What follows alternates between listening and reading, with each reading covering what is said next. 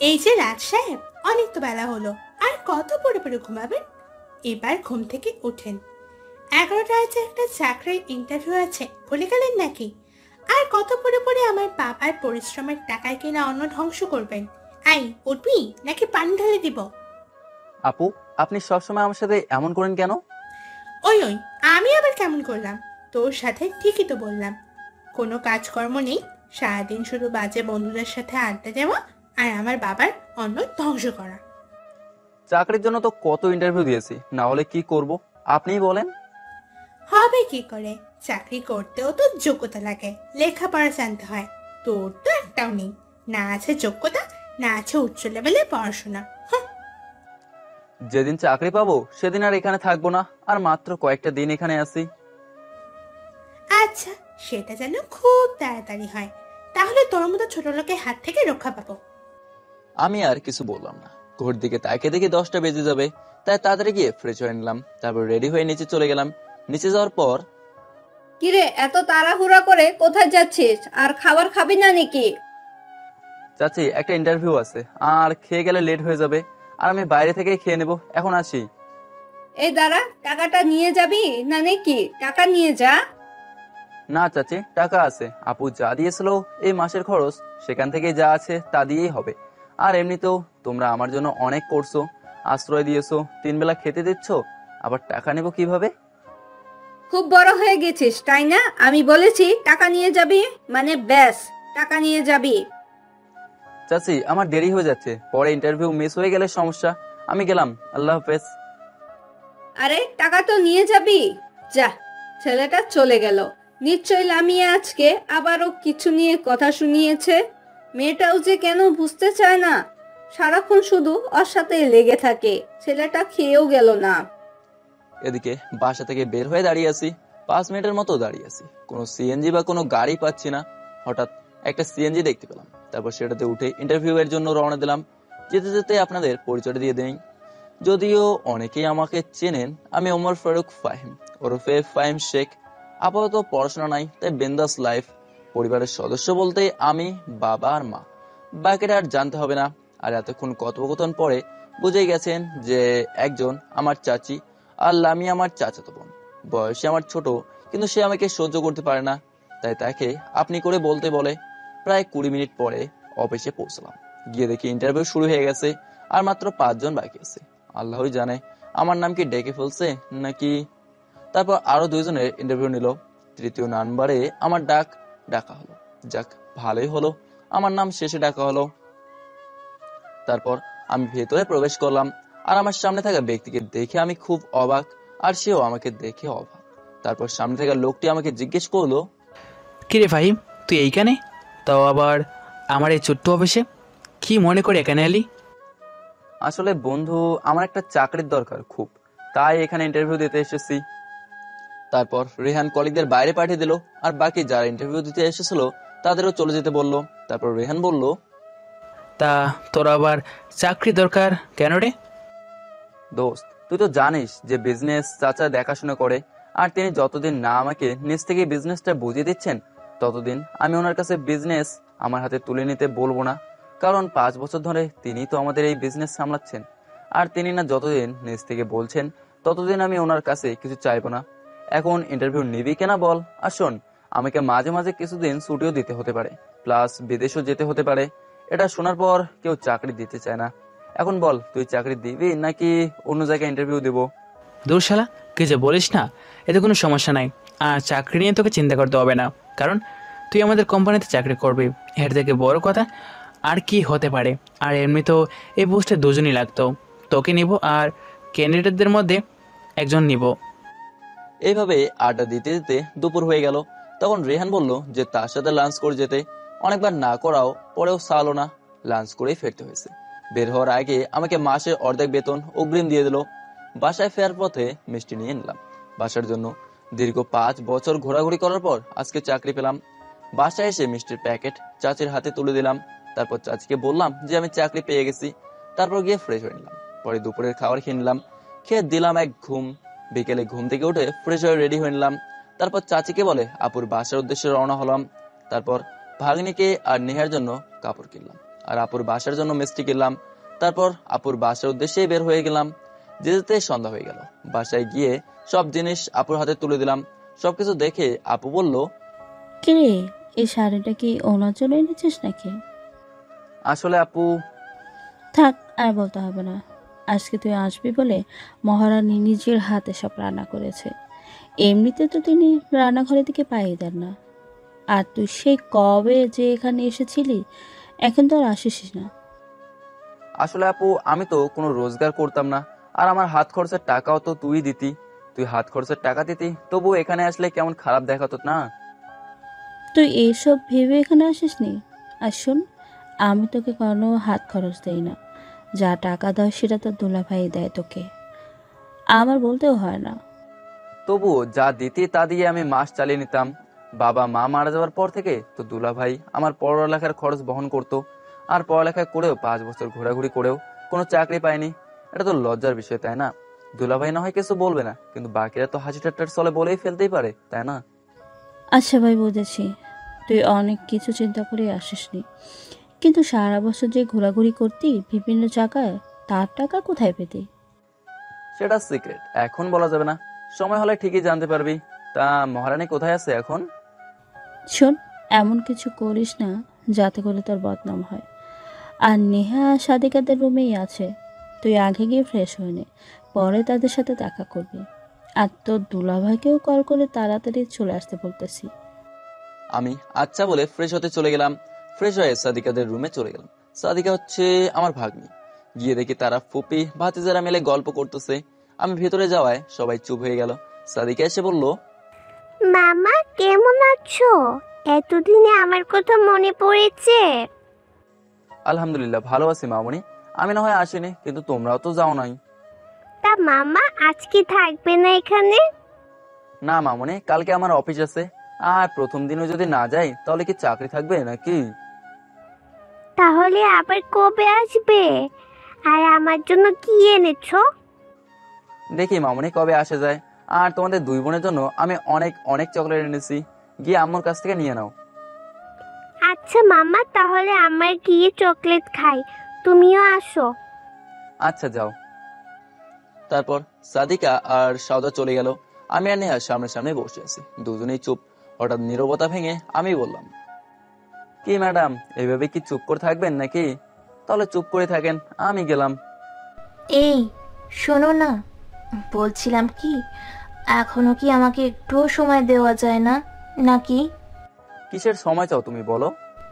ছুটি দিনে বিকেলে আপনার সাথে একটু আলাদাভাবে সময় কাটাবো, দুজনে কোথাও নিরিবিলি জায়গায় বসে কথা বলবো। আসলে নেহা, আমি চাই তোমাকে সময় দিতে, কিন্তু আমি একজন বলেও বলতে পারলাম না। আর আমি আগে বেকার ছিলাম। তোমার ভাই যা হাত খরচ দিত তা দিয়েই কোনোভাবে চলে যেত। কিন্তু এখন চাকরি পেয়েছি, মাসে বেতনও পাবো, কিন্তু সব ছুটির দিনে ফ্রি থাকবো নাকি সেটা বলতে পারবো না। অবশ্যই আমি সবসময় চেষ্টা করব তোমাকে সময় দিতে। আচ্ছা, সমস্যা নেই, আমি তো এমনিতেই বলছিলাম। তা আজকে এখান থেকে গেলেই তো পারতেন। তা হয় না, নতুন চাকরি পেয়েছি, যদিও বন্ধুর অফিসে, তাও তো আমাকে সবার মতো করেই চলতে হবে। ইনশাআল্লাহ একদিন এসে থেকে যাব। আমরা কথা বলতেছি, তখনই আপুর ডাক গেল খাবার টেবিলে যাওয়ার জন্য। তারপর নিচে গিয়ে খাবার খেয়ে নিলাম। খাওয়া শেষ করে দুলাভাইয়ের সাথে বসে কিছুক্ষণ কথা বললাম। পরে সবার সাথে বিদায় নিয়ে বাসার উদ্দেশ্যে রওনা দিলাম। তারপর বাসায় এসে ফ্রেশ হয়ে ঘুমিয়ে গেলাম। চিফ ইরানি মাফিয়া আল আসাদ একটা প্ল্যান করতেছে বাংলাদেশে হামলা করার জন্য। আমাদের সকল এজেন্টদের অ্যাক্টিভ করে দাও, আর আল আসাদ এখন কোথায় আছে সেটার খবর লাগাও। আচ্ছা, আমাদের এজেন্ট এফএস এখন কোথায় আছে? স্যার, এফএস আমাদের নেটওয়ার্কের বাইরে আছে, আর তাকে আমরা কখনোই খুঁজে পাবো না যদি না সে নিজে ধরা দেয় আমাদের কাছে। I know, but he is a best agent of NSI, so find him immediately. Okay chief. সকালে ঘুম থেকে উঠে ফ্রেশ হয়ে নিচে নাস্তা করে চলে গেলাম। নাস্তা করে বাইরে বের হয়ে দেখি নতুন বাইক রাখা। তাদেরকে চাচিকে জিজ্ঞাসা করলাম যে এটা কার জন্য। তখন চাচি বলল যে চাচা এটা আমার জন্যই কিনে এনেছে, আজকে প্রথম চাকরিতে যাব বলে। তারপর চাচি আমাকে বাইকের চাবি দিয়ে চলে গেল। আমিও বাইক নিয়ে অফিসের উদ্দেশ্যে বের হলাম। অফিসে গিয়ে কাজ করছিলাম, এমন সময় ফোনে মেসেজ এলো। মেসেজ ওপেন করে দেখি এনএসআই হেডকোয়ার্টার থেকে মেসেজ। তারপর সারাদিন কাজ করে সন্ধ্যায় বাসায় গেলাম। ফ্রেশ হয়ে আমার সিক্রেট রুমে চলে গেলাম। রুমটাতে আমার রুমের ভেতর দিয়ে যেতে হয়, আর আমি ছাড়া কেউ সেই রুমে যেতে পারবে না। দরজায় ফিঙ্গারপ্রিন্ট দেওয়ার পর দরজা খুলে গেল, সাথে রুমের সব লাইট আর কম্পিউটার ওপেন হয়ে গেল। কিছুক্ষণ কম্পিউটারে ঘুতাঘুতি করে সব লগ আউট করে রুম থেকে বের হয়ে গেলাম। বের হয়ে দেখে লামিয়া আমার রুমে বসে আছে। আমাকে দেখে ভূত দেখার মতো চমকে উঠলো। তাই আমি জিজ্ঞাসা করলাম, কি হলো? আমাকে দেখে আপনি এভাবে চমকে উঠলেন কেন? তুই তুই কোথা থেকে এলি রুমে? আমি তো এখানে ছিলাম, কিন্তু আপনি হঠাৎ আমার রুমে যে? আম্মু তোকে নিচে ডাকছে ডিনার করতে। আপনি যান, আমি আসতেছি। তারপর লামিয়া চলে গেল। মনে শান্তি পেলাম যে সে আমাকে এই রুম থেকে বের হতে দেখেনি। লামিয়া রুম থেকে বের হওয়ার পর ভাবতে লাগলো, আমি তো রুমে ছিলাম, তাকে তো রুমে দেখিনি ঢোকার সময়, তাহলে সে বের হলো কোথা থেকে? আর যদি রুমে থাকতো তাহলে আমি তো তাকে দেখতে পাইনি কেন? এর আগেও অনেকবার এমন হয়েছে। তার রুমে কি কোনো সিক্রেট রুম আছে নাকি? এসব ভাবতে ভাবতে লামিয়া ডিনারের টেবিলে চলে গেল। কিছুক্ষণ পর আমিও চলে গেলাম ডিনার করতে। ডিনার করে রুমে এসে ঘুমিয়ে গেলাম। এদিকে হেডকোয়ার্টারে স্যার, রাত 8:05 আমাদের সার্ভারে একটা অজ্ঞাত মেইল আসে, আর সেটাতে লেখা আছে যে আল আসাদ এখন কক্সবাজারে দ্য কক্স হোটেলে আছে, রুম নাম্বার 302। স্যার, বুঝতেছি না এটা কি রিয়েল নাকি ফেক। ওকে, চলো আমরা এখনই সেখানে রওনা হব। পাখি হাতছাড়া হয়ে গেলে ধরতে কষ্ট হবে। চিফ, আপনি কি শিওর যে সেখানে গেলে পাবো? আর এটা তো ফেকও হতে পারে।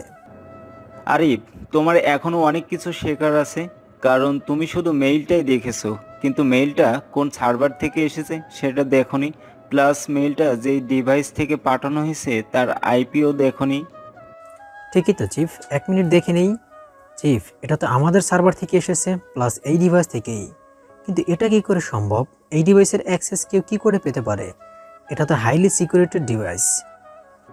এটা সাধারণ কারো পক্ষে সম্ভব না। এটা শুধু আমি আর আরেকজন ছাড়া কেউ পারে না, তাই তো সে ধরা ছোঁয়ার বাইরে। তার মানে আমাদের বেস্ট এজেন্ট এফএস এর কাজ এটা। কিন্তু স্যার, লগ ইন চেক দিলে তো দেখা যাবে যেটা কোথা থেকে অ্যাক্টিভেট করা হয়েছে। ওকে, আমরা যেতে যেতে গাড়িতে বসে তুমি চেক করো। এখন চলো ফাস্ট। তারপর চিফ একটা টিম নিয়ে কক্সবাজারের উদ্দেশ্যে বের হয়ে গেল। সেখানে পৌঁছাতে সকাল 11টা বেজে গেল। তারপর চিফ সহ টিমের বাকিরা হোটেল থেকে খবর নিয়ে জানতে পারলো আবু আসাদ এখনো হোটেলেই আছে। তাই তারা দেরি না করে খুব সতর্কতার সাথে হোটেলে রেড করে আবু আসাদকে অ্যারেস্ট করে আর তাকে নিয়ে ঢাকার উদ্দেশ্যে রওনা দেয়। এদিকে সকালে ঘুম থেকে উঠে আমি খাবার খেয়ে অফিসে চলে গেলাম। মনোযোগ দিয়ে কাজ করতে লাগলাম। তখনই নেহার কল এলো। রিসিভ করার পর, হ্যালো, আপনি কোথায় আছেন? একটু তাড়াতাড়ি আসুন। কেন, কি হয়েছে? আর তুমি এমন ভয় পেয়ে আছো কেন? আর আমার সেখানে যেতে 10 মিনিটের মতো লেগে যাবে। প্লিজ তাড়াতাড়ি আসুন, আমার খুব ভয় করছে। আচ্ছা, আমি এক্ষুনি আসছি বলে অফিস থেকে বের হয়ে বাইক নিয়ে রওনা দিলাম। কিছুক্ষণ পর সেখানে পৌঁছে গেলাম। গিয়ে নেহাকে খুঁজতে লাগলাম। জায়গাটা খুবই নিরিবিলি, মানুষের যাতায়াত নাই বললেই চলে, কিন্তু নেহাকে কোথাও দেখছি না। হঠাৎ ওই কে যেন আমাকে পেছন থেকে জড়িয়ে ধরলো, আর বোঝা যাচ্ছে খুব ভয় পেয়ে আছে, সাথে অনেক ক্লান্ত। তাই দেখি নেহা। তখন আমি বললাম, নেহা, কি হয়েছে তোমার? আর এত ভয় পেয়ে আছো কেন? এখানে কিভাবে এলে? আসলে ওরা। কারা? কাদের কথা বলছো তুমি? আসলে আমি কলেজ থেকে বের হওয়ার পর কিছু ছেলে আমার পিছু নেয়। তাদের থেকে বাঁচতে আমি হাঁটতে হাঁটতে এখানে চলে এসেছি। তারা আমার পিছু ছাড়ছিল না, অনেক কষ্টে ওদের পিছু ছাড়িয়েছি। চলেন আমরা এখান থেকে তাড়াতাড়ি চলে যাই, নাহলে আবার ওরা চলে আসতে পারে। তারপর নেহাকে নিয়ে একটা রেস্টুরেন্টে গেলাম। তারপর দুজনে সেখানে গিয়ে লাঞ্চ করে নিলাম। লাঞ্চ করার সময় টিভিতে খবর দেখতেছিলাম। খবরে শুধু আজকে ওই আতঙ্কবাদী নিয়েই বলতেছে। সবশেষে চিফ বলেন, আজকের মিশনের সম্পূর্ণ ক্রেডিট আমার বেস্ট সিক্রেট এজেন্ট এফএস এর। প্রতিবারের মতো তার সাহায্যেই আমরা এই আতঙ্কবাদীকে আটক করতে পেরেছি। এখনো তাকে কোনো জিজ্ঞাসাবাদ করা হয়নি, তবে তাকে জিজ্ঞাসাবাদ করার জন্য জানতে পারবো যে এই মিশনে আর কে কে ইনভলভ আছে। তখন একজন সাংবাদিক প্রশ্ন করলেন হেড চিফকে, আচ্ছা স্যার, এই ক্রিকেট এজেন্ট এফএস কে? কি তার আসল নাম? আর কোথায় থাকে সে? এই সম্পর্কে কিছুই বলতে পারবো না, কারণ সে একজন এনএসআই সিক্রেট এজেন্ট। বলে কনফারেন্স শেষ করে চিফ চলে গেলেন। এদিকে আমি অফিসের কাজ শেষ করে বাসায় চলে আসি। এভাবেই কেটে গেল 3 মাস। একদিন অফিস করে বাসায় ফিরছি। পরে রুমে গিয়ে ফ্রেশ হয়ে নিচে বসে টিভি দেখছিলাম, তখন চাচা এসে আমাকে বলল, ফাহিম, তোর সাথে কিছু কথা ছিল, তুই একটু আমার রুমে আয় তো। চাচা এখানে বসে বলো না, সমস্যা নাই তো, আমরাই তো। আচ্ছা তাহলে শুন, আমাদের যেই ফ্যামিলি বিজনেসটা আছে সেটাতে তোর বাবা 70% ছিল আর আমার 30% ছিল। তোর বাবা তোর আপুর বিয়ের পর আমাকে ডেকে নিয়ে বলেছিল যে এই 70% থেকে 50% দিতে আর তোর বোনকে 20% দিতে, কিন্তু আমি তোদের বিজনেস সম্পর্কে এই কথাগুলো এতদিন বলিনি, আজকে বললাম। তা হঠাৎ আজকে বলতেছো কেন? কোনো সমস্যা হয়েছে নাকি? সমস্যা আছে বলেই তো বলেছি। এতদিন বলিনি তোর সুরক্ষার জন্য, কারণ তোর বাবা মায়ের মৃত্যু অ্যাক্সিডেন্ট হলেও সেটা ছিল একটা প্ল্যান করা অ্যাক্সিডেন্ট। আর তুই এখন যথেষ্ট পরিমাণের বড় হয়েছিস, নিজের ভালো মন্দ নিজেই বুঝিস, তাই ভাবছিলাম কোম্পানিটা আজ তোদের হাতে তুলে দেব আর আমি ম্যানেজার পদ নিয়ে খাবো। আচ্ছা চাচা, তুমি এটা ভাবলে কি করে যে তুমি থাকতে আমি এই কোম্পানি সামলাবো? আর তাহলে আমার বাবা মাকে কে হত্যা করেছে আর তার শাস্তি হয়নি কেন? আসলে তোর বাবা অনেক ভালো বিজনেস বুঝতো, তাই আমাদের কোম্পানি ছিল বিশ্বের মধ্যে 3য় কোম্পানি, যা একটা ছোট দেশ হয়েও আন্তর্জাতিক বাজারে নিজের নাম তুলে দিতে পেরেছে। তাই অনেক বড় বড় বিজনেসম্যান অনেক প্রপোজাল নিয়ে এসেছিল আমাদের পার্টনার হওয়ার জন্য, কিন্তু তোর বাবা রাজি হয়নি। তাই তোর বাবাকে খুন হতে হয় দুবাইয়ের ডন আবু ওসমানের হাতে। সে তোর বাবাকে মারার জন্য কিছু লোক ভাড়া করে এদেশে। তোর বাবা অ্যাক্সিডেন্টের 1 বছর পর আমি এইসব জানতে পারি। পুলিশও কিছু করতে পারেনি, কারণ আজ পর্যন্ত আবু ওসমান পুলিশের নাগালে পড়েনি। তার অবৈধ ব্যবসা সারা পৃথিবী জুড়ে, আর তুই যখন ছোট ছিলি তাই কিছু বলতে পারিনি। চাচা তুমি আর এইসব নিয়ে চিন্তা করো না, তার শাস্তি সে নিশ্চয়ই পাবে, আর তাকে কোনো কারাগারে পাঠানো হবে, সরাসরি ওপারে পাঠিয়ে দেওয়া হবে। তুই কি বলতে চাইছিস? দেখ বাবা, এমনিতেই তোর বাবা মাকে হারিয়েছিস, তুইও যদি চলে যাস তাহলে কিভাবে হবে? দেখ, আমরা যেমন জীবনযাপন করছি তেমনি করব, তবু তুই এসব ভাবিস না। চাচা সময় হলেই দেখতে পাবে, আর আমাকে কিছু কাজের জন্য চট্টগ্রামে দেখতে হবে, রাতে রওনা দেব। আচ্ছা ঠিক আছে, যাস। শোন, কয়েকটা কথা বলি। অনেক তো বয়স হলো আর চাকরিও পেয়ে গিয়েছিস, এবার বিয়েটা করে ফেল। এই বিষয়ে আপু আর তোমরা যা ভালো বোঝো করো। আচ্ছা তাহলে আগামী সপ্তাহে তোদের বিয়ে, আমরা সব আয়োজন করে ফেলবো, সমস্যা নেই। আচ্ছা যা ভালো মনে করো তাই করিও, কিন্তু পাত্রীটাকে? সেটা না হয় তোর আপুই ঠিক করবে। আমি আচ্ছা বলে সেখান থেকে চলে এলাম। রুমে গিয়ে ব্যাগ গুছিয়ে নিলাম, তারপর টিকিট বুকিং করলাম, রাতে চট্টগ্রামের উদ্দেশ্যে রওনা দিলাম। যেতে যেতেই সকাল হয়ে গেল। বাস থেকে নেমে হোটেলে চেক ইন করলাম, তারপর ফ্রেশ হয়ে সকালে নাস্তা করলাম। নাস্তা শেষ করে কাজে চলে গেলাম, মানে যেই কাজটা করার জন্য এসেছিলাম সেই কাজটা শেষ করার জন্য। একটা নির্জন জায়গায় গেলাম, সেখানে গিয়ে একটা লোককে দেখতে পেলাম, তার কাছে গিয়ে কুশল বিনিময় করে নিলাম, তারপর কাজের কথা বলে আবার হোটেলে ফিরে এলাম, তারপর রেস্ট নিলাম কিছুক্ষণ। বিকেলে উঠে একটু ঘুরতে বের হলাম, ঘোরাঘুরি শেষ করে সন্ধ্যাবেলা হোটেলে ফিরতে হলো। তারপর হোটেলে বিল মিটিয়ে ঢাকার উদ্দেশ্যে রওনা দিলাম। সকালে বাসায় পৌঁছে গেলাম, রুমে গিয়ে ফ্রেশ হয়ে রেস্ট নিলাম। দুপুরে খাওয়া দাওয়া করে কিছুক্ষণ রেস্ট নিয়ে একটু ঘুরতে বের হলাম। আজকে ফ্রি আছি, তাই নেহাকে সাথে নিয়ে যাব ঘুরতে, যেই ভাবা সেই কাজ। তাই আপুর বাসায় চলে গেলাম নেহাকে পিক আপ করতে, কিন্তু সেখানে গিয়ে নেহাকে পাইনি। নেহা নাকি তার এক বান্ধবীর সাথে দেখা করতে গেছে কিছুক্ষণ আগে, তাই একা একাই চলে গেলাম রমনা পার্কে। সুন্দর মনোরম পরিবেশ, হাঁটতেও ভালো লাগে। পার্কে গিয়ে বাইক পার্ক করে 10 টাকার বাদাম কিনে নিলাম হাঁটতে খাওয়ার জন্য। বাদাম খেতে খেতে হাঁটতে লাগলাম। কিছু দূর যাওয়ার পর চোখ আটকে গেল একজোড়া কাপলকে দেখে। তাদের কাছে গিয়ে আরো বেশি অবাক হয়ে গেলাম, কারণ কাপলটা ছিল নেহা সাথে আরেকটা ছেলে। বাহ ভালো, আপনি না বান্ধবীর সাথে দেখা করতে গেছেন? তাহলে এই আপনার সেই বান্ধবী, ভালো, চালিয়ে যান বলে সেখান থেকে চলে আসতে লাগলাম। এই যে শুনুন। আমি কিছু শুনতে চাই না। আর কিছু না বলে সেখান থেকে চলে এলাম। বাসায় এসে নিজের রুমে চলে গেলাম, আর সেই সব পুরোনো দিনের কথাগুলো মনে পড়ছে। আমার আর নেহার প্রথম দেখা, তারপর তার সাথে করা দুষ্টুমের কথা, ফ্ল্যাশব্যাক। আপুর বিয়ে হচ্ছে, তাই আমরা সবাই অনেক হইচই করছি, অনেক আনন্দ করছি সবাই মিলে, কিন্তু আবার কষ্টও হচ্ছে যে আপু চলে যাচ্ছে। তারপর আপুর বিয়েটা হয়ে গেল। আপুর সাথে আমি তার বাসায় যাই। বিয়ের আগেই আপুর থেকে জানতে পারি যে আপুর নাকি একটা ননদ আছে আমার বয়সী। সে পড়ালেখায় আমার থেকেও অনেক ভালো। সে নাকি এখন বিদেশে পড়াশোনা করে।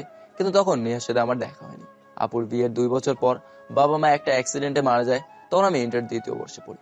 তাই আমার পড়ালেখার সুবাদে আমাকে আমেরিকা পাঠিয়ে দেওয়া হয়। সেখান থেকে পড়ালেখা শেষ করে দেশে আসার পরে NSI তে চাকরি পাই। কিন্তু আমার শর্ত ছিল আমি সবার থেকে আলাদাভাবে কাজ করব, আর আমার পরিচয় কখনো কারোর সামনে যেন না আসে। তারপরেই একদিন ভাগ্যক্রমে নেহার সাথে দেখা আমাদের হয়।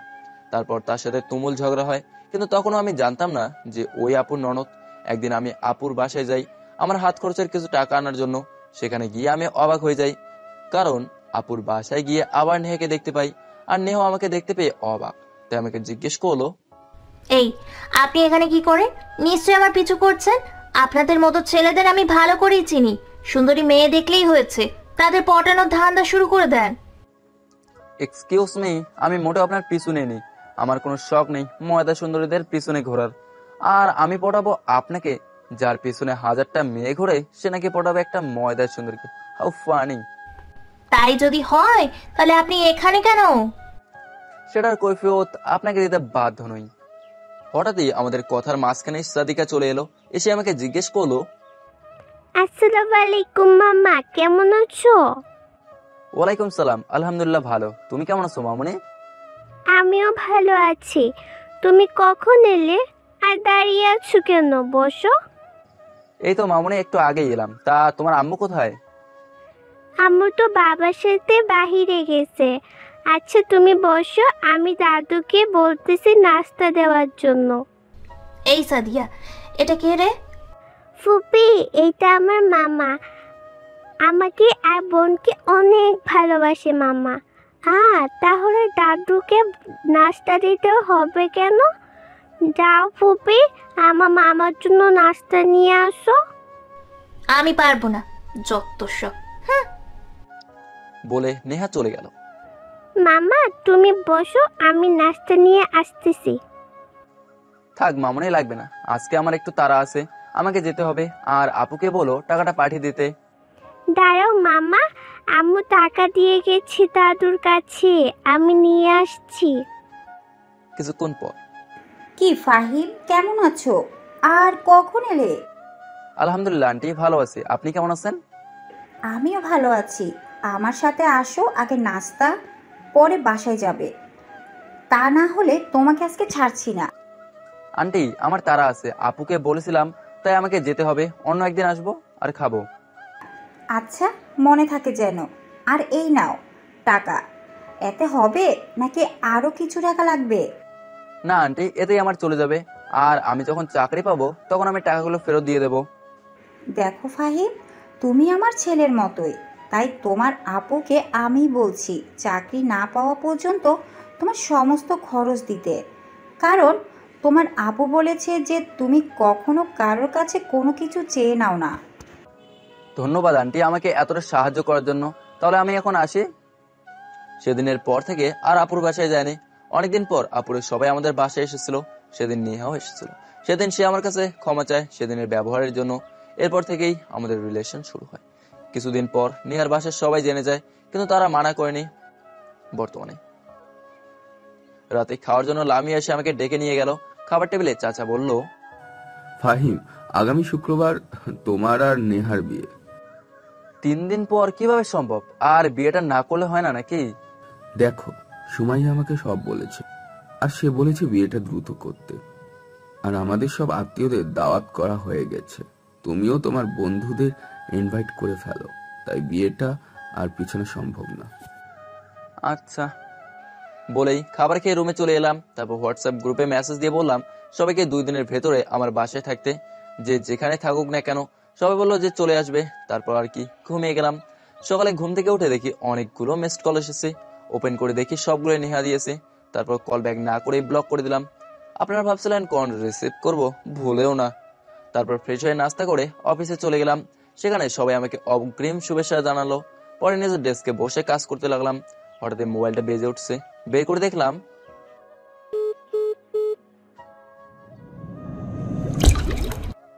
সকালে ঘুম থেকে উঠে দেখি আমার বন্ধুরা সবাই এখানে চলে এসেছে। তাদের দেখে আমি অবাক হয়ে জিজ্ঞেস করলাম, কি রে তোরা হঠাৎ এত সকালে এখানে? আর সিয়াম, তোর না আমেরিকা যাওয়ার কথা ছিল 2 দিনের লাইগা গতকাল রাতে? তোর বেটা, আমেরিকাতে তেমন কোনো দরকারে যাওয়া ছিল না। আর সব থেকে বড় হলো তোর বিয়ের কাজকর্ম, এইগুলোর পরের বিষয়। আর শালা, তুই তো বলছিলি 2 দিনের ভেতরে এখানে থাকতে, কিন্তু কী কারণে তা বলিস নাই।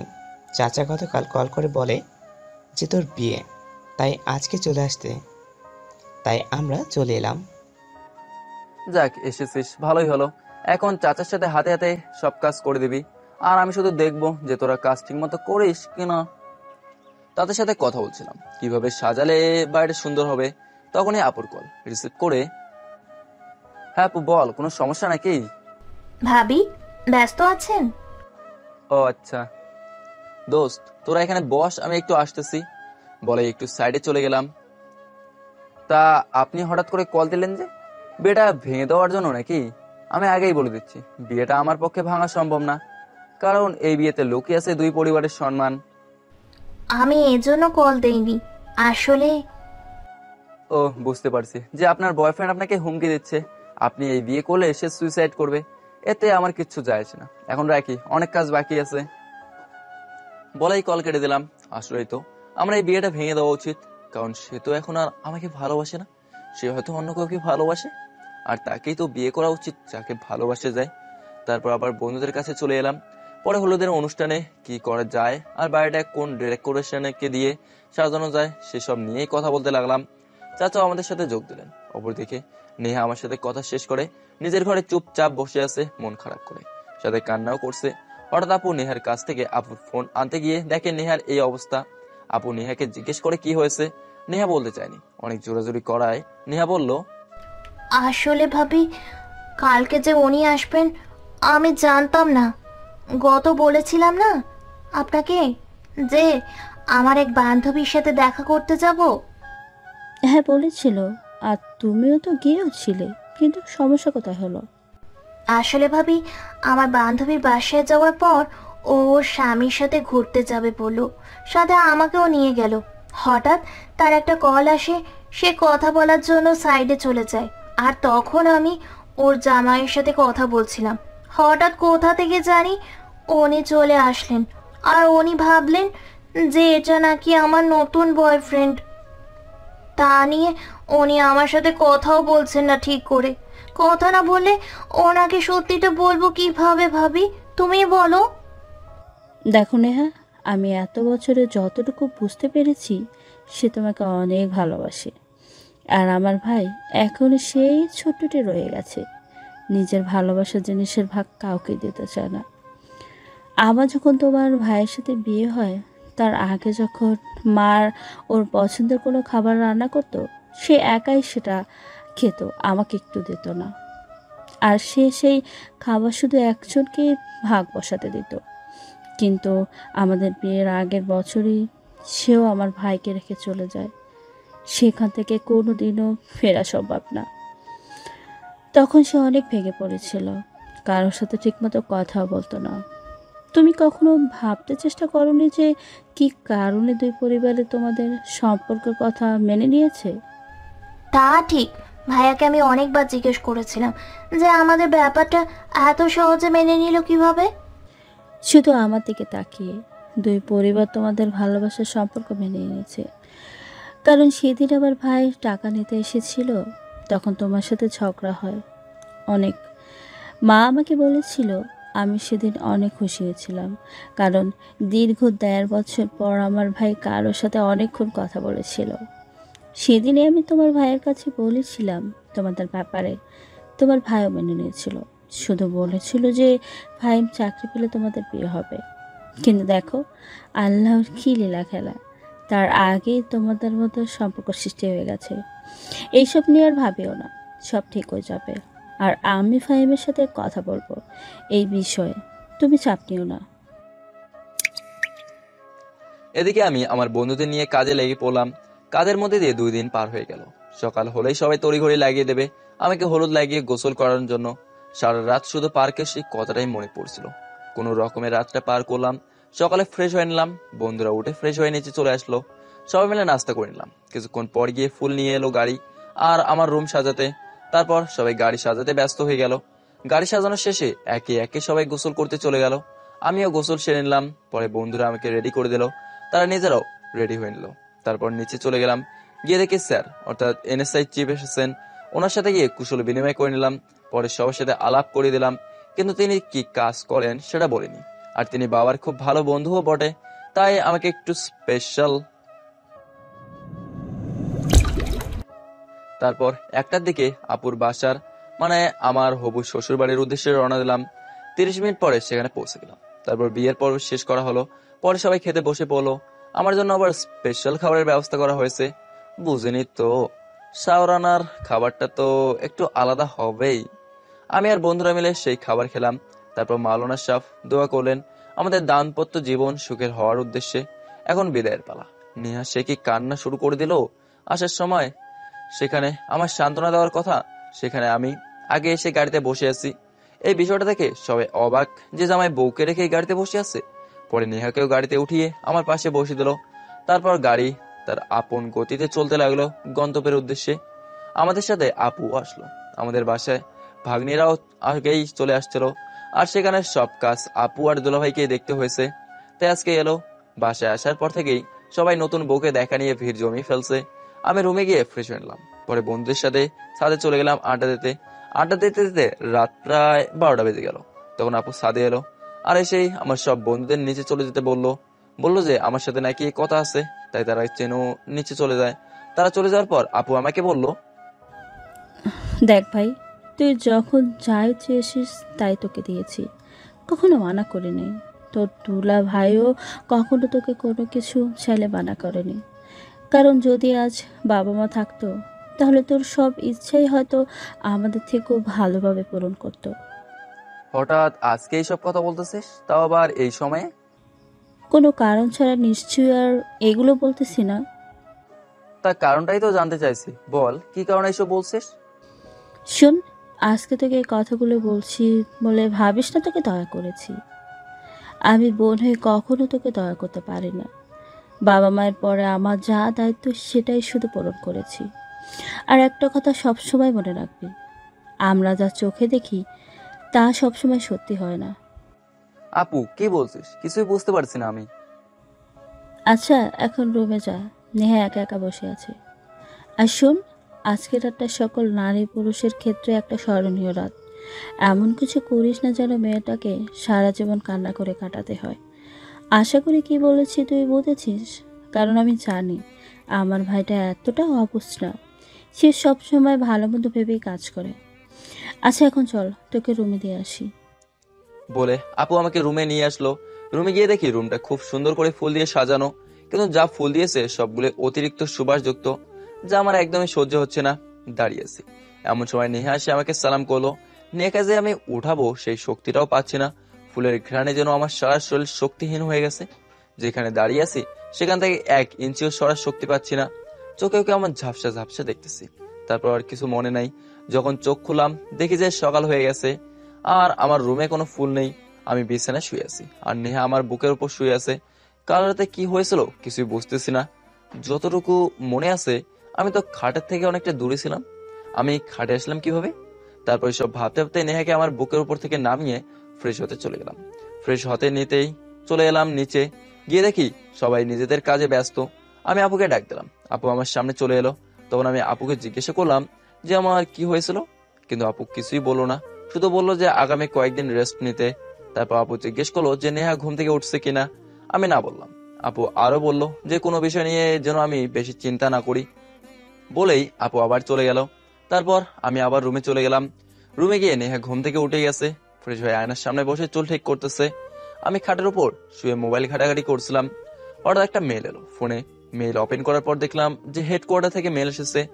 মেলে লেখা আছে আগামী মাসের 4 তারিখে আবু ওসমান ইরানে যাচ্ছে একটা ওপেন ডিলিং করার জন্য ওপেনের। আর আবু ওসমানের সাথে বাংলাদেশের বিশিষ্ট ব্যবসায়ী আজমাল্লাহ সেখানে থাকছে। যদি এই ডিলটা হয়ে যায় তাহলে বাংলাদেশের সামনে অনেক বড় বিপদ এগিয়ে আসছে। আর আমাদের এজেন্টদের টিম 3 দিন পরেই সেখানে যাচ্ছে। আমাকেও সেখানে যেতে হবে। আমি মেলের রিপ্লাই বললাম যে আমি তারা যাওয়ার 2 দিন পর যাব, আর আমি সেখানে গিয়ে সব প্ল্যান বলবো। কিছুক্ষণ পর স্যারের কল এলো।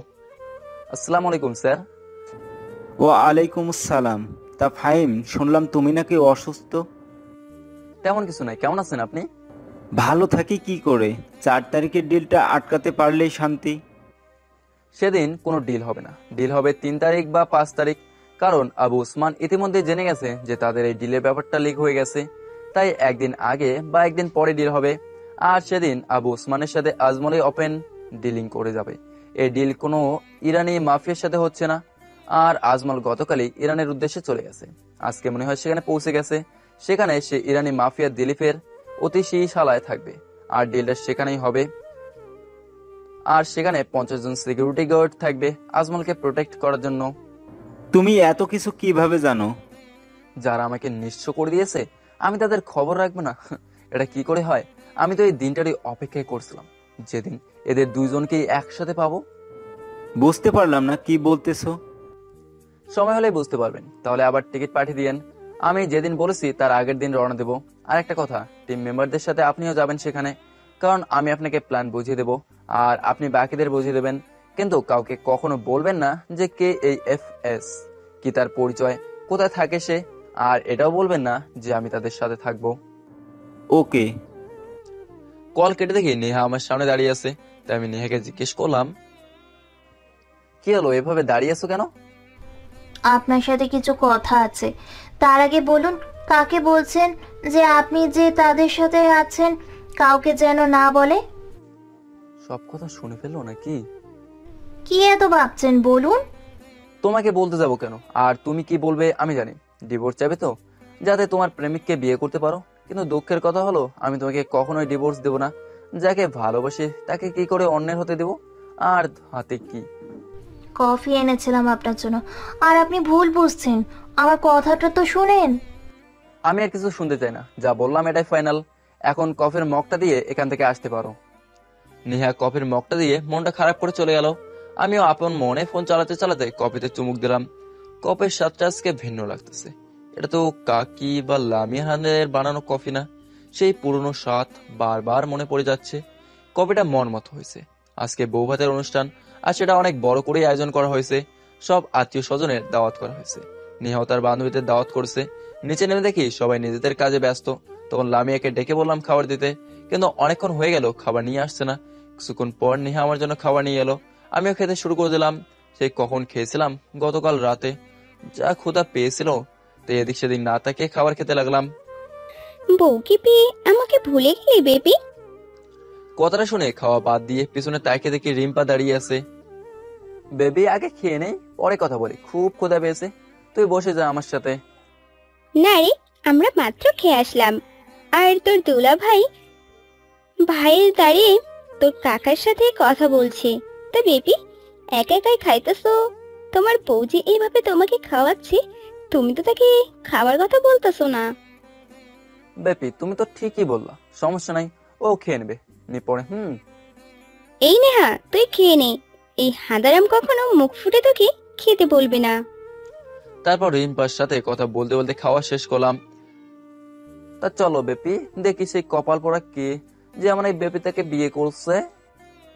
আচ্ছা চল, তোকে আলাপ করিয়ে দিই। তারপর রিম্পু, মানে বন্ধুরা সবাই রিম্পাকে রিম্পু বলে ডাকি। তার জামাইকে ডাক দিল। তাকে দেখে তো আমি পুরাই অবাক, কারণ নেহার সাথে সেদিন পার্কে যাকে দেখেছিলাম এটাই সেই লোক। কি রে হাঁদারাম, কোথায় হারিয়ে গেলি? শোন, এই হচ্ছে আরিফ, আমার স্বামী। আর আরিফ এ হচ্ছে... বলতে হবে না, আমি এনাকে আগে থেকে চিনি, কিন্তু ইনি হয়তো আমাকে চিনে না। ইনি হচ্ছে ফাহিম নেহার স্বামী, আর তোমার সেই পাগল বেবি। কি রে, তুই ওনাকে আমার সম্পর্কে কি বলেছিস? আরে ভাই, কিছু কই নাই, ও তোর সাথে মজা করতেছে। সেটা আমি তোকে পরে বোঝাবো, যা ভাগ এখান থেকে। ওনার সাথে আমার কিছু কথা আছে, যদি না যাস তাহলে আমাদের মাঝে যা যা হয়েছিল সব বলে দেব। থাক ভাই, মাপ চাই তোর কাছে। তোর সেই কালো করতে শুনলেও পাগল হয়ে যাবে। যা বাদামির কোটে তুই, তা নিয়ে তো আমাদের প্রায় ঝগড়া হতো। এই তো গুড, সব মনে আছে। এখনো দাঁড়িয়ে আছিস কেন? যা এখান থেকে। তারপর রিম্পু চলে গেল। আমিও আরিফকে নিয়ে ছাদে চলে গেলাম। সেখানে যাওয়ার পর আরিফ বলল, আমি জানি আপনি আমাকে এখানে কেন নিয়ে এসেছেন আর কি বলবেন। মানে বুঝলাম না। আপনি সেদিনের বিষয় সম্পর্কে জানতে আমাকে এখানে নিয়ে এসেছেন। আসলে সেদিন আমরা তোমার বিষয়ে কথা বলছিলাম। আমাদের কথার মাঝখানে হঠাৎ রিম্পুর একটা দরকারি কল আসে, তাই একটু সাইডে যায় কথা বলার জন্য। তখনও নেহার সাথে তোমার সম্পর্কে কথা বলতেছিলাম, কিন্তু হঠাৎ করে তুমি জানি কোথা থেকে চলে আসো আর আমাদের একসাথে দেখে ভুল বোঝো। সব থেকে বড় কথা হচ্ছে আমি নেহার কাজিন। আসলে আমি সেদিন বুঝতে পারিনি, তাই এমন রিয়্যাক্ট করেছিলাম। তার জন্য আমি খুবই দুঃখিত, পারলে ক্ষমা করে দিবেন। ধুর, কি যে বলো না। এখন থেকে তুমি নেহার স্বামী, মানে আমার ফুফাতো বোনের স্বামী। তাই আপনি করে না তুমি করেই বলবা। আর আমি সেদিন কিছু মনে করিনি। তোমার জায়গায় আমি থাকলেও আমিও এমনটাই করতাম। কিন্তু একটা কথা মনে রাখবা, কোনো কিছু ভালো করে না দেখে তাড়াহুড়ো করে কোনো বিষয়ের সিদ্ধান্ত নিও না। এতে তুমিই কষ্ট পাবে সবার থেকে বেশি। আরেকটা কথা, আমার পাগলি বোনটা তোমাকে অনেক ভালোবাসে, তাই তাকে কখনো কষ্ট দিও না। কিন্তু যদি শুনি তাকে কষ্ট দাও, তাহলে কিন্তু তোমাকে বলরায় নিয়ে বেঁধে রাখবো। সেই ক্ষমতা কিন্তু আমার আছে, কারণ আমি আর্মিতে আছি। সেইখানে যাওয়ার আমার কোনো ইচ্ছা নাই ভাই। আর তাকে কষ্ট দেওয়ার আগে আমাকে 10 বার ভাবতে হবে, কারণ তার ভাবিকে সেটা তো আমার থেকে ভালো করে কেউ জানে না। তাও ঠিক বলে হাসতে লাগলো। আমাদের কথা শেষ হতে না হতেই রিম্পু ছাদে হাজির এসে বলল, কি হলো, তোমাদের কি কথা শেষ হয়নি নাকি? শেষ হলে নিচে চলো তাড়াতাড়ি, সবাই আসতে শুরু করে দিয়েছে। কি রে, তুই কখন কি গোসল করে রেডি হবি? আজকে তোদের ও বাড়িতে যেতে হবে, তাই তাড়াতাড়ি গিয়ে ফ্রেশ হয়ে নে। আচ্ছা যাচ্ছি বলে চলে গেল। ছাদ থেকে রুমে চলে এলাম। রুমে আসার পর হঠাৎ মাথা ব্যথা শুরু হয়ে গেল, তাই শুয়ে পড়লাম। হঠাৎ দেখি নেহা শাওয়ার নিয়ে মাত্র বের হলো। চুল থেকে বিন্দু বিন্দু পানি গড়িয়ে পড়ছে, নাকে মুখে বিন্দু বিন্দু পানি জমে আছে। কিন্তু মাথা ব্যথার জন্য কিছুই ভালো লাগছে না, শরীর পুরো ঘেমে গেছে। আমার এই অবস্থা দেখে নেহা আমাকে জিজ্ঞেস করলো, আপনার কি হয়েছে, এমন করছেন কেন? আপনার পুরো শরীর দেখি ঘেমে গেছে, আপুকে ডাক দিব নাকি? তেমন কিছু না, মাথাটা খুব ব্যথা করতেছে। আমার ড্রয়ারে দেখো মাথা ব্যথার মলম আছে, ওটা নিয়ে আসো। আচ্ছা, আপনি শুয়ে থাকুন, আমি মলম এলে কপালে মালিশ করে দিচ্ছি। বলেই নেহা মলম আনতে চলে গেল। মলম নিয়ে এসে মাথায় মালিশ করে দিল। এখন একটু ভালো লাগছে, তাই উঠে গোসল করে নিলাম। গোসল শেষ করে পাঞ্জাবি আর জিন্স প্যান্ট পরে নিলাম। পরে আমি আর নেহা নিচে চলে গেলাম। সবাই সেখানেই আছে। গতকাল যারা আসতে পারেনি, আজকে তারা এসে বউ দেখা নিয়ে ব্যস্ত। তারপর সবাই খাওয়া দাওয়ার পর্ব শেষ করলো।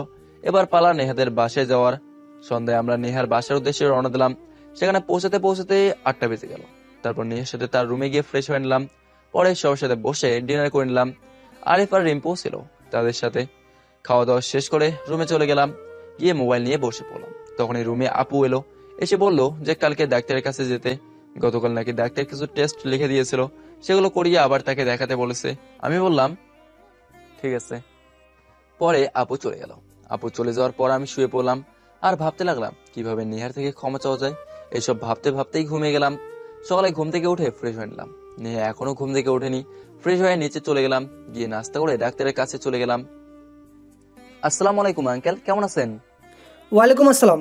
আলহামদুলিল্লাহ ভালো, তুমি কেমন আছো এখন? আলহামদুলিল্লাহ, আমিও ভালো আছি। আপনি নাকি বলেছিলেন কিছু টেস্ট করাতে, তাই এলাম আর কি। হ্যাঁ, সেদিন কী কারণে তুমি সেন্সলেস হয়ে গিয়েছিলে তা জানার জন্য কিছু টেস্ট করতে হবে। তুমি রিদানের সাথে গিয়ে টেস্টগুলো করিয়ে নিয়ে আসো। আচ্ছা আঙ্কেল, আমি যাচ্ছি। তারপর রিতার সাথে গিয়ে সব টেস্ট করে নিলাম। সাথে সিটি স্ক্যানও করছিল, কিন্তু কেন করছি কিছুই বুঝিনি। সব টেস্ট করি আঙ্কেলের কেবিনে চলে এলাম। এসে আচ্ছা আঙ্কেল, বিল কত হলো সেটা তো রিতা বলেনি। সেই সব নিয়ে তোমাকে চিন্তা করতে হবে না, সেটা তোমার চাচা দেখে নেবে। আচ্ছা, আর রিপোর্টগুলো কখন পাবো? বিকালে এসে নিয়ে যেও। আমি আচ্ছা বলে সেখান থেকে চলে আসি। তারপর নেহার জন্য কালো গোলাপ নিলাম 1 গুচ্ছ। নেহার কালো গোলাপ অনেক পছন্দ, তাই নিলাম আর কি। তারপর বাসার উদ্দেশ্যে রওনা দিলাম। বাসায় পৌঁছে ফুলগুলোতে ড্রেসিং টেবিলের উপর রেখে ফ্রেশ হতে চলে গেলাম। ফ্রেশ হয়ে নিচে গেলাম। যাওয়ার পর আপু জিজ্ঞাসা করলো যে রিপোর্ট কখন দেবে। আমি বললাম আঙ্কেল বলেছে বিকেলে গিয়ে নিয়ে আসতে। আপু বললো যে আমার আর যেতে হবে না, দুলাভাই আসার সময় নিয়ে আসবে, আর আমাকে রুমে গিয়ে রেস্ট নিতে বললো। তাই আমি রুমে চলে গেলাম। যাওয়ার আগে আপুকে জিজ্ঞেস করলাম যে নেহা কোথায়। আপু বললো যে ভাগনাদের সাথে ছাদে গেছে। আপুর কাছ থেকে রুমে গেলাম। রুমে গিয়ে ফুলের তোড়া নিয়ে ছাদে চলে গেলাম। গিয়ে দেখি ফুপি ভাতিজারা গল্প করতেছে, তাই আমি তাদের পিছনে দাঁড়িয়ে একটা কাশি দিলাম। তারপর কাশির শব্দ শুনে নেহা আর ভাগ্নারা চলে যেতে লাগলো। তখন আমি বললাম, মামারা তোমরা নিচে যাও তো, তোমার আন্টির সাথে আমার কথা আছে। আচ্ছা মামা। তারপর তারা নিচে চলে গেল। আমি আর নেহা দুজনেই কিছুক্ষণ নীরবতা পালন করলাম। তারপর নীরবতা ভেঙে আমি নেহার সামনে হাঁটু গেড়ে বসে গোলাপের তোড়া এগিয়ে দিয়ে বললাম, তুমি এসেছিলে কোনো এক বর্ষা ভেজা রোদের দিনে, সেই বর্ষার পানি দিয়ে মনের সাগর করেছিলে পরিপূর্ণ। বুঝেছিলাম ভুল তোমায়, দিয়েছি অনেক কষ্ট, পারবে কি সব ভুলে করতে ক্ষমা আমায়? যদি করতে পারো ক্ষমা, তাহলে এই গোলাপগুলা গ্রহণ করো আর চলে আসো এই বুকের মাঝে, এসে পরিপূর্ণ করো এই খালি বুকটাকে। কি হলো, কোনো রেসপন্স আসছে না কেন? তাকিয়ে দেখি নেহা এক ধ্যানে আমার দিকে তাকিয়ে আছে। ডাকছি তাও কোনো সাড়া পাচ্ছি না, তাই হালকা ধাক্কা দিয়ে জিজ্ঞেস করলাম, কি হলো, এভাবে দাঁড়িয়ে আছো কেন? না মানে কিছুই। আপনি এত সুন্দর ছন্দ বানান কিভাবে? যার এমন একটা সুন্দরী বউ থাকে, সে ছন্দ কেন, কবিতায় বানিয়ে ফেলতে পারে। যেই না চেহারা, আবার আমাকে পটাতে আসছেন। তাই গোলাপ কোথায় পেলেন? তোমার জন্যই এনেছি। তা যদি না নিতে চাও তাহলে নিতে হবে না। তোমাদের পাশের বাসায় আন্টির মেয়েটা খুব ভালো, আমাকে খুব সম্মান করে, তাই তুমি না নিলে তাকেই দিয়ে দেবো। কি বললেন আপনি?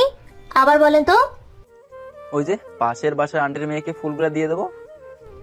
আমার জন্য আনা ফুল কাউকে দিতে হবে না, এগুলো আমারই থাকবে। আর আমি কি আপনাকে সম্মান করি না নাকি? এটা আমি কখন বললাম? থাক, এখন আর ঝগড়া করতে হবে না, নিচে এসে লাঞ্চ করে নাও তোমরা। তুই কখন এলি আপু? যখন তোরা ঝগড়া করেছিলি তখনই এসেছি। তাড়াতাড়ি আয়, তোর দুলাভাই আজকে আগে চলে এসেছে, নিচে তোদের জন্য অপেক্ষা করছে, আর তোর রিপোর্টও নিয়ে এসেছে। আচ্ছা যা, আমরা আসছি।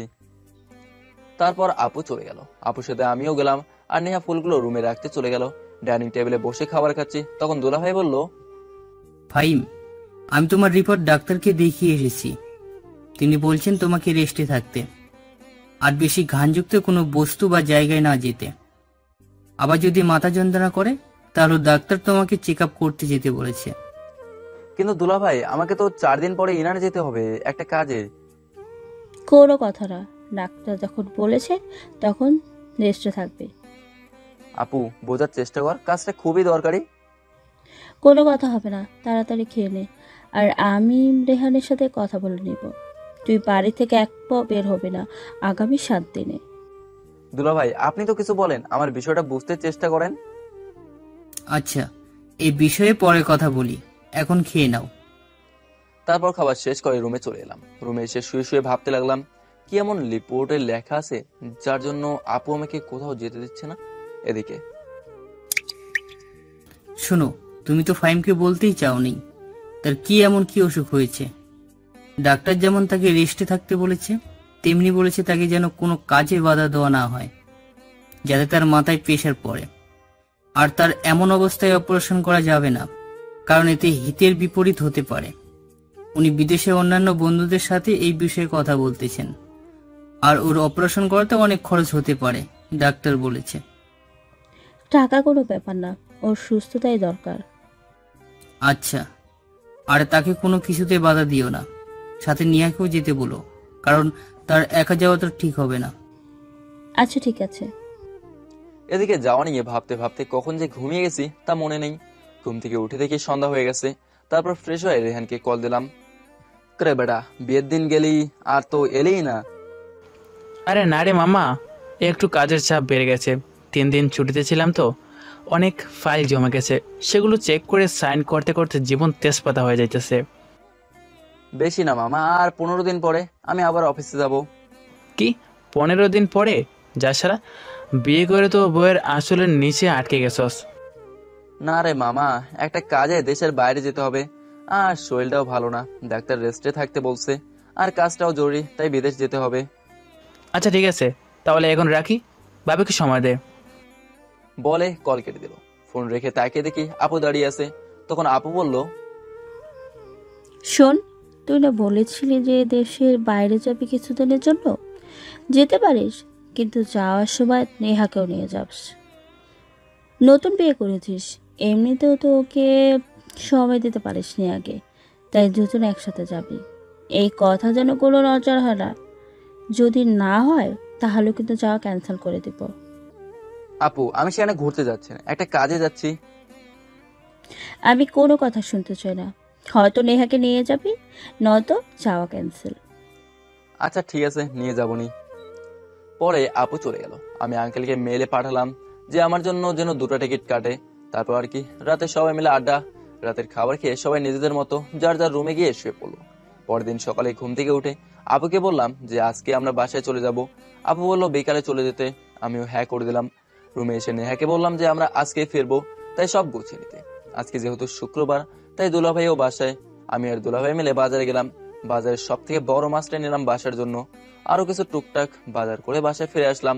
বাসায় এসে সকলে নাস্তা করে নিলাম। পরে দুলাভাই আমি আর ভাগ্নিরা বসে টিভি দেখতে দেখতে গল্প জুড়ে বসলাম। নেহা, আপু আর আন্টি রান্নাঘরে রান্না করতেছে, টিভি আর গল্প করতে করতে আজান দিয়ে দিল। তারপর গিয়ে গোসল করে নামাজে চলে গেলাম। নামাজ শেষ করে বাসায় এসে ফ্রেশ হলাম। তারপর সবাই মিলে লাঞ্চ করলাম। একসাথে লাঞ্চ করে রুমে গিয়ে কিছুক্ষণ রেস্ট নিলাম। বিকেলে আমার বাসার উদ্দেশ্যে রওনা দিলাম। বাসায় আসতে আসতে সন্ধ্যা হয়ে গেল। রাস্তা অনেক জ্যাম থাকায় বাসায় এসে রুমে গিয়েই ফ্রেশ হয়ে নিলাম। চাচি বাসায় নেই, কোথায় জানি গেছে, রাত হবে ফিরতে। লামিয়া এসে বলে গেল। আর ওনারা নাকি জানতো না যে আমরা আজকে ফিরবো। কি আর করার, রুমে বসে টিভি দেখতে লাগলাম। রাত 10টার দিকে নেহা এসে খাবারের জন্য ডাক দিল। নিচে গিয়ে খেয়ে নিলাম। খাওয়া শেষ করে সোফায় বসে টিভি দেখছিলাম। তখনই চাচি চলে এলো। এসেই আমাদের দেখে অবাক। চাচি জিজ্ঞাসা করলো, কিরে তোরা কখন এলি আর আসার আগে জানালি না যে? আসলে চাচি আমাকে একটা কাজে বাইরে যেতে হবে, তাই চলে এলাম আর কি। আর তোমরা নাকি কোথায় দাওয়াতে গেছো, তাই আর কল দেয়নি। আচ্ছা ডিনার করেছিস নাকি রান্না করে দিব? হ্যাঁ করেছি, তোমরা অনেক জার্নি করেছো। এখন গিয়ে ফ্রেশ হয়ে শুয়ে পড়ো, আমরা এখন ঘুমাতে যাব। বাকি কথা না হয় কাল সকালেই হবে। আচ্ছা আমি যাচ্ছি, তোরাও গিয়ে শুয়ে পড়, রাত তো আর কম হয়নি। বলে চাচি চলে গেল। আমরা রুমে চলে এলাম, এসে ঘুমিয়ে গেলাম। সকালে ঘুম থেকে উঠে ফ্রেশ হয়ে নিচে নাস্তার টেবিলে চলে গেলাম। নাস্তা করার শেষে বসে টিভি দেখছিলাম। তখনই একটা পার্সেল এলো আমার নামে। গিয়ে সেটা রিসিভ করি। পার্সেলটা খুলে দেখি 2টা প্ল্যানের টিকিট, সাথে একটা চিঠি। চিঠিটা খুলে দেখি লেখা আছে, এটা আমার পক্ষ থেকে তোমাদের বিয়ের উপহার। যখন 2টা টিকিটের কথা বলেছিলে তখনই বুঝেছিলাম। আর কালকে সকাল 10টায় ফ্লাইট, কোনো ভুল যেন না হয়। সময় মতো চলে আসবে, আমি সেখানে অপেক্ষা করব। ইতি, তোমার আঙ্কেল। তারপর নেহাকে ডাক দিয়ে বললাম যে রাতে সব প্যাকিং করে ফেলতে, আর কাল সকাল 10টায় ফ্লাইট। তারপর রুমে এসে প্ল্যান করতে লাগলাম কিভাবে ওদের দুজনকে মেরে ফেলা যায়। আমার কাছে ওদের মেরে ফেলার মতো পাওয়ার আছে, কিন্তু সেখানে এত বড় মাফিয়া আসছে, তার সিকিউরিটিও তো তেমনই কঠিন থাকবে। তারপর সারাদিন কোনোভাবে কাটিয়ে দিলাম। পরের দিন সকালে ঘুম থেকে উঠে ফ্রেশ হয়ে নাস্তা করে নিলাম। পরে আমি আর নেহা রেডি হয়ে নিলাম। দুলাভাই আর আপু এসে আমাদের এয়ারপোর্টে বিদায় দিয়ে গেল। 10টায় প্লেন আকাশে উড়াল দিল আমাদের গন্তব্যে। অনেকক্ষণ পর প্লেন ইরানে পৌঁছে গেল। প্লেন থেকে নেমে দেখি আঙ্কেল আমাদের রিসিভ করতে এসেছে। তারপর ওনার সাথে আমরা হোটেলে গেলাম। আঙ্কেলের পাশের রুমটাই আমাদের জন্য দেওয়া হয়েছে। হোটেলে গিয়ে ফ্রেশ হয়ে রেস্ট নিলাম। রাতে খাওয়ার পর নেহাকে ঘুম পাড়িয়ে দিয়ে আমি আঙ্কেলের রুমে গিয়ে আঙ্কেলকে সব প্ল্যান বুঝিয়ে দিয়ে আসলাম। আর আঙ্কেল খবর দিলেন যেন কাল বিকালে ওসমান আর আজমল মিটিং করে ডিল ফাইনাল করবে, আর এখানকার পুলিশও আমাদের সাপোর্ট করবে। আমি আঙ্কেলকে বললাম সবাই যেন কালকে নিজেদের পজিশন নিয়ে রেডি থাকে। তারপর রুমে এসে ঘুমিয়ে গেলাম। সকালে ঘুম থেকে উঠে ফ্রেশ হয়ে নাস্তা করে নিলাম। উদ্দেশ্য একটা আন্টির বাসায় যাব, এখান থেকে 20 মিনিটের রাস্তা। আর নেহাকে সেখানেই রেখে আসবো। আমি চাই না ও এই বিষয়ে কিছু জানুক, আর আজকের এই মিশন সম্পর্কে যেন না জানে, কারণ আজকের এই মিশনে ফিরে আসতেও পারি, আবার নাও আসতে পারি। তাই আমার ওর জন্য কষ্ট হচ্ছে। সমস্যা নেই, যদি কিছু হয়েও যায়, মানে মারা যায়, তাও তো সে আর এতদিন আমাকে মনে রাখবে না। একদিন আমি না থাকায় হয়তো আমাকে ভুলে অন্য কাউকে জীবনে জায়গা দেবে। এসব ভাবতে ভাবতে কখন যে চোখে পানি চলে এলো বুঝতেই পারিনি। চোখে পানি দেখে নেহা জিজ্ঞাসা করছিল। আমি উত্তরে বলেছিলাম যে অনেকদিন পর আন্টির বাসায় যাচ্ছি, তাই। তারপর আন্টির বাসার উদ্দেশ্যে রওনা দিলাম। কিছুক্ষণ পর আন্টির বাসায় পৌঁছে গেলাম। আন্টি তো আমাদের দেখে মহা খুশি। কাজের চাপে বিয়েতে যেতে পারেনি, ভিডিও কলে আমাদের বিয়ে দেখেছিল। পরে আন্টির সাথে গল্প করে কিছুক্ষণ পরে ফারিয়া অর্থাৎ আন্টির মেয়ে এলো। তখন আন্টি চলে গেল রান্না করতে। দুপুরে আন্টির বাসায় খেলাম। আন্টি জিজ্ঞাসা করলো যে কোথায় উঠছি। আমি হোটেলের কথা বলায় আন্টি খুব রাগ করলো। তিনি বললেন তাদের বাসায় যেন আজকেই চলে আসি, আর যতদিন এখানে আছি তাদের বাসায় থাকতে। অনেক মানা করার পরেও আন্টি রাজি হয়নি, তাই নেহাকে আন্টির বাসায় থাকতে বলে আমি চলে আসি, আর বলে আসি যে ফেরার সময় ব্যাগ নিয়ে ফিরবো। সেখানে এসে আঙ্কেলের কাছে চলে গেলাম। সবাই সেখানে ছিল। আমাকে দেখে সবাই অবাক। সবাই শুধু আঙ্কেলকে আমার কথা জিজ্ঞাসা করছিল। তখন আঙ্কেল বলল যে আমি ওনার বন্ধুর ছেলে, আর এই মিশনে তাদের সাথে থাকবো। তারপর আমরা মিশনের উদ্দেশ্যে বের হয়ে এলাম। দেখলাম সিকিউরিটি অনেক টাইট, আর পুলিশরাও নিজেদের পজিশন নিয়ে রেডি আছে। তারপর আমরা এক এক করে বাইরের গার্ডগুলোকে মেরে দিয়ে ভেতরে প্রবেশ করলাম। এত কিছু পুলিশ সদস্য আহত হয়েছে, তাদেরকে হাসপাতালে পাঠানো হয়েছে। সাথে আমাদেরও একজন এজেন্ট আহত হওয়ায় তাকেও হাসপাতালে পাঠানো হয়েছে। এখন আবু ওসমান আর আজমল খান বেঁচে আছে। ভেতরে ঢোকার সময় যে সামনে পড়ছে তাকে মানে গুলি করে মেরে ফেলছি। একেবারে হলরুমে ঢুকে দেখি আবু ওসমান আর আজমল সামনাসামনি বসে কথা বলছে। দরজার শব্দ শুনে তাকে দেখে যে আমরা দাঁড়িয়ে আছি। তাড়াতাড়ি করে পিস্তল বের করে গুলি করতে নিলে আমি আজমলকে মাথা বরাবর গুলি করে দেই, আর সাথে সাথে আজমল মাটিতে লুটিয়ে পড়ে। এবার আবু উসমানের পালা, আর সে হচ্ছে আন্ডারগ্রাউন্ডের ডন। বিভিন্ন দেশের পুলিশ তাকে খুঁজছে, কিন্তু কেউ ধরতে পারছে না। আর সে এখন আমাদের সামনে দাঁড়িয়ে আছে। অর্ডার হচ্ছে তাকে ধরে নিয়ে যাওয়া, কিন্তু আমি তাকে সরাসরি বুকের বাঁ পাশে গুলি করে দেই। গুলি করার সাথে সাথেই কে যেন মাথার পেছনে জোরে আঘাত করে, আর মাথায় প্রচন্ড যন্ত্রণা করা শুরু করে। হঠাৎ গুলির শব্দ পাই, আর কিছু মনে নেই আমার টিমের মেম্বাররা আমার থেকে কিছুটা দূরে ছিল, আর সেই সুযোগে কেউ একজন এসে মাথায় বাড়ি দেয়। আমার যখন জ্ঞান ফেরে তখন দেখি আমি হাসপাতালের বেডে শুয়ে আছি। পাশে আপু, দুলাভাই, চাচা, চাচি, নেহা বসে আছে। আমার চোখ মেলে তাকানো দেখে সবার মুখে হাসি ফুটে উঠেছে। আপুকে জিজ্ঞাসা করে জানতে পারি যে আজ 3 দিন পর আমার জ্ঞান ফিরেছে। সবার মুখে শুধু একটাই প্রশ্ন, যে আমরা ওখানে ঘুরতে এসেছি, তাহলে আমার এই অবস্থা কিভাবে হলো? আর আমি তো আন্টির বাসা থেকে ভালোভাবেই ফিরছিলাম। আসলে আন্টির বাসা। আমি বলার আগেই ডাক্তার চলে এলো, এসে বলতে লাগলো, হাই মিস্টার, এখন কেমন বোধ করছেন? আলহামদুলিল্লাহ ভালো। আর 3 দিন পর আমার জ্ঞান ফিরেছে মানে? আসলে আপনাকে যখন এখানে নিয়ে আসা হয় তখন আপনার অবস্থা খারাপ ছিল। মাথায় আঘাত লাগার ফলে অনেক রক্ত বের হয়ে গিয়েছিল। এখানে নিয়ে আসার সাথে সাথেই আপনার মাথা আমরা ব্যান্ডেজ করে দিই। তারপর আপনার মাথা স্ক্যান করে দেখতে পাই যে মাথায় একটা টিউমার আছে। সম্ভবত টিউমারটি আপনার ব্রেনের সাথে যুক্ত ছিল। আপনার মাথায় আঘাত লাগার ফলে টিউমারটি ব্রেন থেকে আলাদা হয়ে যায়, আর সেই সুযোগে আমরা অপারেশনটা করে সেটা বের করতে সক্ষম হয়েছি। কিন্তু অপারেশন সাকসেসফুল হলেও আমরা 72 ঘন্টার আগে কিছুই বলতে পারিনি, আর 72 ঘন্টার আগেই আপনার জ্ঞান ফিরেছে। তাই আমরা খুবই খুশি। আপনাকে আরও একদিন এখানে থাকতে হবে। কালকে যদি পরীক্ষার সব রিপোর্ট ভালো আসে তাহলে আপনাকে ছুটি দেওয়া হবে। আচ্ছা ঠিক আছে। আরেকটা কথা, ওনার এখন বেশি কথা বলা বারণ। যেহেতু ওনার মাথায় অপারেশন করা হয়েছে সেহেতু ওনাকে রেস্ট নিতে হবে। এগুলো বলে ডাক্তার চলে গেল। ডাক্তার যাওয়ার পর আঙ্কেল এলো, এসে জিজ্ঞাসা করলেন যে কেমন আছি। আমি উত্তর বললাম যে ভালো আছি। তখন কথায় কথায় আপু আঙ্কেলকে জিজ্ঞাসা করে বসলেন যে উনি এখানে কিভাবে, আর আমার দেখাই বা ওনার সাথে কিভাবে হলো। তখন আঙ্কেল আমার দিকে তাকালেন। আমি সেটা ওনাকে না বলতে বললাম, কিন্তু তিনি আমার কথা শুনলেন না। তিনি সবাইকে সবটা বলে দিলেন। এটাও বলে দিলেন যে আমি NSA এর সেই সিক্রেট এজেন্ট, যার নাম সবাই জানে, কিন্তু তাকে চোখে দেখার ভাগ্য কারো হয়নি। তিনি একেবারে শুরু থেকে শেষ পর্যন্ত সব বলে দিল গড় গড় করে। ওনার কথা শুনে সবাই আমার দিকে চোখ গরম করে তাকালো আর বকাঝকা শুরু করে দিল। দীর্ঘ 2 ঘন্টা বকাঝকা করে সবাই চুপ হয়ে গেল। প্রায় সন্ধ্যা হয়ে এসেছে, তাই আপুরে সবাই আন্টির বাসায় চলে গেল। সবাই এসে আমার সাথে কথা বলছে, শুধু নেহা আমার সাথে কোনো কথা বলেনি, আমার পাশে শুধু বসেছিল। তাই আমি জিজ্ঞাসা করলাম, কি হলো? সবাই কথা বললো আমার সাথে, শুধু তুমি কেন কথা বলো নি? মন খারাপ কেন? কি হয়েছে বলো আমাকে। কি হলো বলো, কি হয়েছে? কি বলবো? আমি কি আপনার কেউ হই নাকি যে আপনি করেন তা আমি জানতে পারবো না, আর আপনার কাছে আমার সমস্যার কথা বলবো? আমি তো আপনার কেউ হই না। ও, এই জন্য আমার বউটা রাগ করে আছে। আচ্ছা সরি, আমার ভুল হয়ে গেছে, এবারের মতো ক্ষমা করে দাও। একটা শর্তে করতে পারি, যদি শর্তটা মেনে নেন। কি সেই শর্ত? দেশে গিয়ে সুস্থ হওয়ার পর 1 মাস আমাকে নিয়ে বিভিন্ন জায়গায় ঘুরতে হবে। আচ্ছা ঠিক আছে, এবার একটা হাসি দাও। আগে শর্ত পালন করেন, তারপর দেখা যাবে। রাতে আপু আর দুলাভাই এসে খাবার দিয়ে গেল। খাবার খেয়ে ঘুমিয়ে গেলাম। সকালে ঘুম থেকে উঠে ফ্রেশ হয়ে নিলাম। পরে আপু আর দুলাভাই খাবার নিয়ে গেল। খাবার খেয়ে নিলাম। কিছুক্ষণ পর ডাক্তার এসে আমাকে নিয়ে গেলাম চেক আপ করতে। চেক আপ করানোর পর সব রিপোর্ট নর্মাল এসেছে, তাই ডাক্তার আমাকে রিলিজ করে দিয়েছে আর কিছু ওষুধ লিখে দিয়েছে। বলেছে 1 মাস এই ওষুধ খেলেই সেলাই করা যাবে, শুকিয়ে যাবে। ডাক্তারের কাছ থেকে বিদায় নিয়ে আন্টির বাসায় চলে গেলাম।